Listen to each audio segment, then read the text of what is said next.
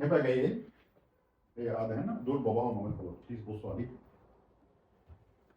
اللي يوجولي بيحصل في السيشنز اللي ايه؟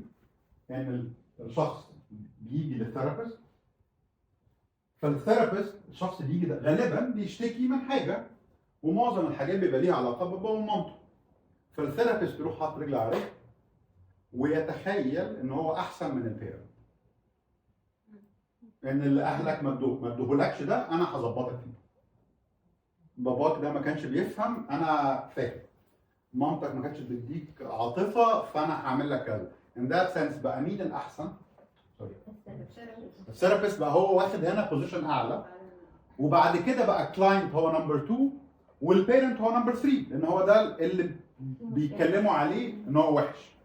العلاقه دي لازم تبوظ. انما في الثيرابي parents come first.